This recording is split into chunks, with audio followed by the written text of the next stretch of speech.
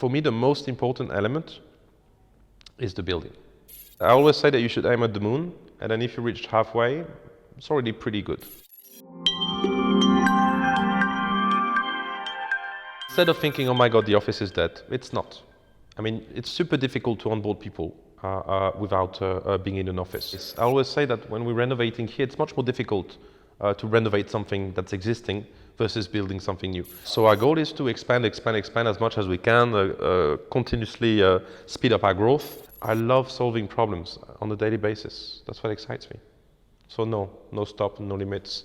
We'll build it into $1 billion business, and maybe I'll die before achieving it, but I won't stop.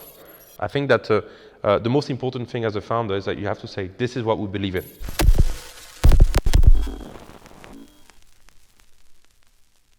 Puzl continues to expand. Is there a limit to your ambition? How big do you think Puzl can grow in the long term? World domination? Everybody should be aiming at that, right? I think that I always say that you should aim at the moon, and then if you reach halfway, it's already pretty good.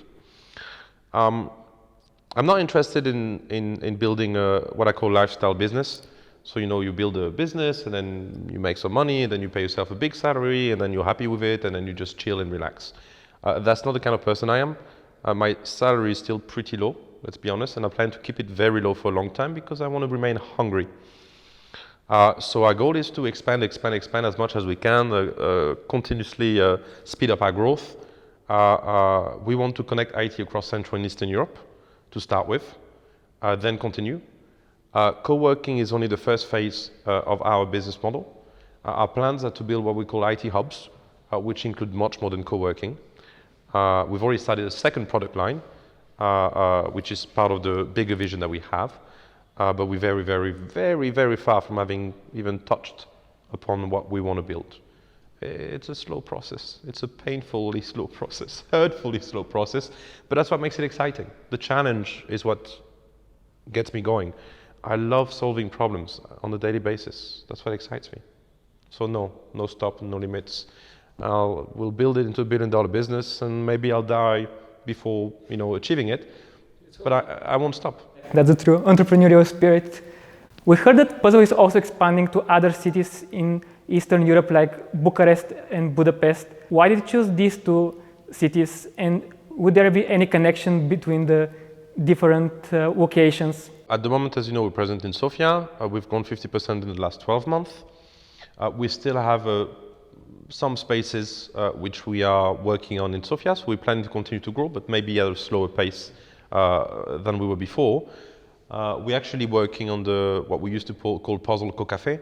We're going to do a full reset, creating a new concept on the roof, because we feel that when we did it first time around, we were in a rush, and we didn't manage to actually create what we wanted to create. Then we're actually currently looking at 2 new cities. There is some real progress there. I expect us to announce something very soon. We'll come back to you guys to discuss it when we're there, don't worry. So Budapest and Bucharest are the next cities. It's highly probable that Budapest would be the first one. We're going to do what we've done in Sofia, faster, most probably at a bigger scale from day one. Buying the buildings, so that's what we want to do, because the type of assets that we're looking at are, it's old factories, unrenovated. Some of them been abandoned for 10, 20, 30 years. That's the kind of project that excites us, because we truly believe that buildings bring a soul, a unique soul, which brings intersect quality to the space. I always say that when we're renovating here, it's much more difficult to renovate something that's existing versus building something new. Because you've got a column here, the floor is not straight, there's weirdness into the buildings.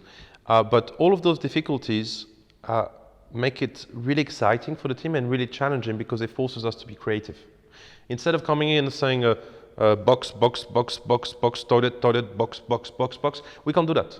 So we look at the space and we imagine it, and we try to fill the space, try to understand how it could look, to create the perfect environment for IT, the perfect environment for community to naturally create and develop and interact. It is a very special type of business that we're in, because with the walls, and the community is the content. But if we get the roles wrong, the community is going to suffer from it because they won't be able to naturally meet and interact. So it's a challenging yet very exciting job, and every building is different. So it's constantly a renewed fun. Connecting communities from one country to the other is a different kind of challenge. Eastern Europe is full of small ecosystems to medium-sized ecosystem, and we're very connected. We know each other. We can all interact. It's very easy to approach each other, etc.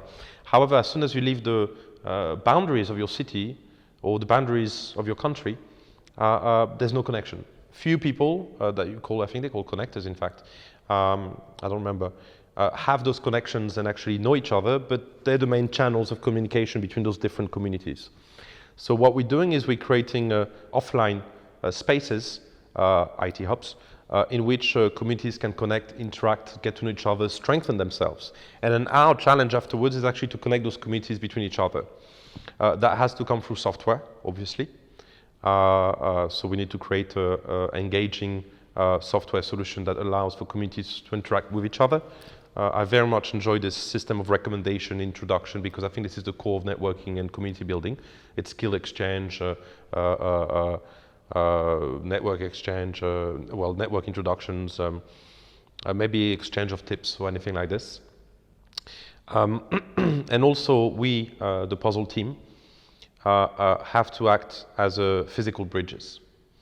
So we're most probably going to instate some sort of rotation of our team, giving the opportunity to any team member who works in Sofia to actually spend 3 months in our next city and to get to know everybody and say, oh, cool, you guys are doing e-commerce. We've got a super cool e-commerce company in Sofia, and in fact, their tool is very complementary to yours. So why don't you let me give you an intro? Provide an intro to someone.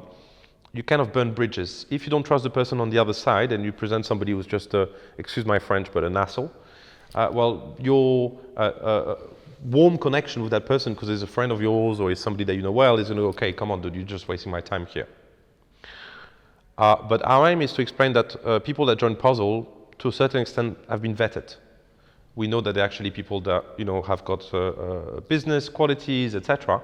And so you can trust that you can recommend somebody from Puzl Bucharest to one of your contacts, which is located in Sofia, because Puzl has done the job of making sure that that person is of quality. For me, the most important element is the building. We are currently looking at buildings in Budapest, Bucharest, Athens, Belgrade, Prague, Vienna, Skopje, and I'm sure I'm missing some.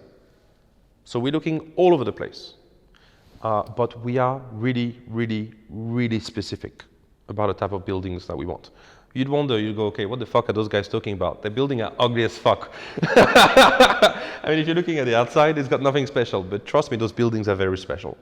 We have like 50 to 60 to 70, let's say 50, it's enough. 50 factors that we consider when finding a building. Size of the plateau, height of the ceiling, natural light, space outside, location, distance from a metro. There's so many of them. Obviously, space for expansion. And it's very, very difficult to find such buildings, let me tell you. I mean, if you're looking at my map of Budapest, for example, I think, I'm doing this like starring locations, which I think could potentially be interesting for us. I think I have more than 300 buildings that we've considered in Budapest. It's not that simple. And so I am not ready to scale at all costs. I wish us to retain the level of quality that we have and the level of uniqueness. And I am accepting to slow down if I have to, if I cannot find the right building. Did the pandemic change anything for you, or it was just slow down before acceleration? Instead of thinking, oh my God, the office is dead, it's not. I mean, it's super difficult to onboard people without being in an office. I'm not talking about co-working or anything, I mean, without working close to each other. Everybody joins the company for different aspects, right? So the aspect would be the salary, the name of the company, so the brand, is it a sexy company? The actual job itself, is it exciting to you? The team, so team and culture, Do you have friends there? Do you get on well with each other, etc.? And the learning opportunities that you have. A lot of those happen in the office, in the cafe, in a retreat, wherever you want, but they happen face to face.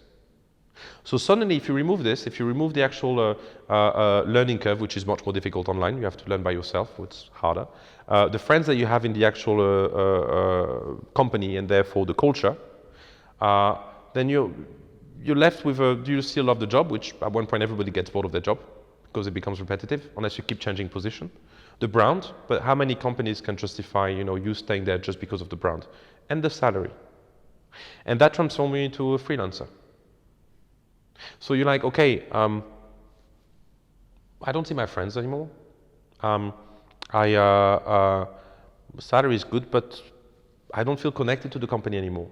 And that makes it that much easier to jump to a new job. So that's why I truly believe that actually office is not going anywhere. Yes, you may have a level of rotation. You may do 3 days in the office, 2 days at home, or 2 days in the office, 3 days at home. I don't believe in the 1 day at home opportunity because a lot of people that do that, and I've seen doing that, it's just they work 4 days a week. Obviously, full remote can work, but it requires a huge investment. And it's very, very specific. Very few companies can succeed in doing that. It requires a specific breed of team, specific processes, and in most cases, I'm not sure I see it as realistic. But that's my view.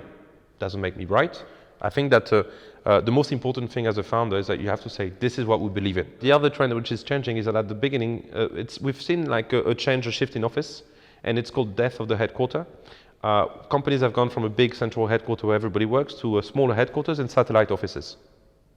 So large companies used to have 2,000 people in the building, but in bigger cities, in Sofia now is not such a problem, but it still is to a certain extent. They said, okay, now we want a headquarters of 500 people, and we're going to create a 5-10 satellite office of 100, 200 people around the city to make it closer to your home. This is something that's going to accelerate. So we are going to see more and more distributed offices of large companies across a given location. But is it going to happen in Sofia? Yes, probably a few. But Sofia is not as big as London, New York, Paris, in which traffic is a nightmare. What happens if a company starts growing really fast? For example, in the case with, let's say we have a company, a startup that has 20 people, then it raises a 60 million round and it has to hire 100 more. The biggest company that we have in Puzl at the moment has 240 seats. So what's happening is that it's attractive as a model to every sort of companies. And then afterwards, related to scaling, which was your initial question, which again so that's where co-working beats you at any point of time. And that's also why we focus on IT, because that's exactly what we want to do. We want to support companies that grow fast from the moment they start to the moment they grow. And our biggest success is when a company starts with one and grows like crazy. The biggest example we have at the moment is a company joined us with one person 4 or 5 years ago. They are now 80. They're planning to grow to 150, and they want to remain in Puzl. So what we do is that our pitch is simple. Don't pay today for your needs of tomorrow. Typical real estate means that you have to sign 3-5-year contract with no flexibility, nothing. We do the opposite. We have options for you to scale your business, both upscale and downscale. You can, we have different layers of that. You can reserve an area, you can just, we can include in the contract a minimum size of growth, etc. But at the end of the day, if you come to me and you're a startup and we say, okay, we have a 2-year contract, let's say, or 1-year contract, and then you're 30, and then you're growing to 16, telling me, I need more space. And I'm like, fuck, I'm sorry, I can't help you. We don't have any more. There's 2 things that I will do. Number 1, I will bust my ass to make sure that I can fit you guys until you find a place that can take care of your needs. Because we're not going to leave you hanging and sitting in a crowded area or have to send people home. That's not what we do with community players. That's the only thing we care about. Making sure that your life is better, we take care of the rest. Now, we're not landlords either. So we work on equal footings. And the second element is that we'll tell you, break your contract whenever you want. We're not going to stop you from growing. If we cannot cater to your needs, it means we're full. So everyone's happy. we're full, you guys are growing. Why block you in a long-term contract in that case? It makes no sense.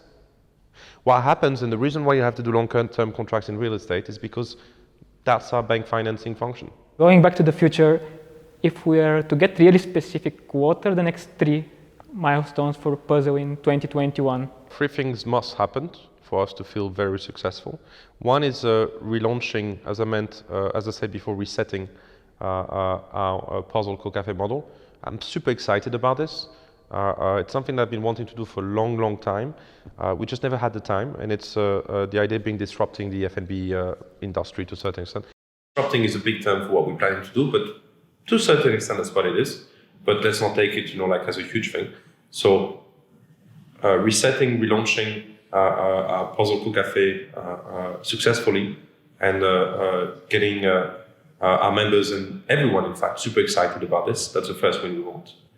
The second win is announcing, potentially being very close to opening our first location abroad before the end of the year. And the third one is